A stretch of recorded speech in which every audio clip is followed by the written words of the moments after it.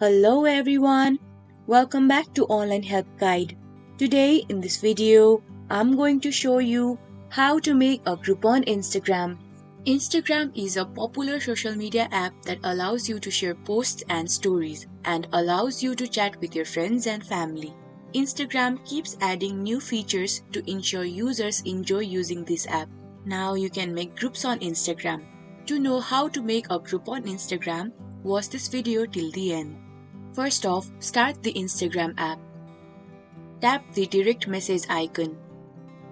Now tap the chat icon in the top right corner of your screen.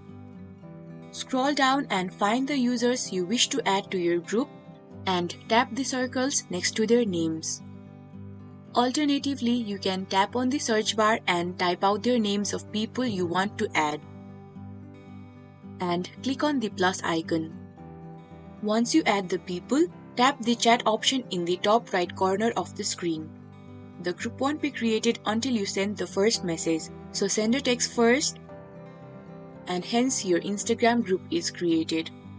You can also name this group chat. To do so, tap the See Group Members button.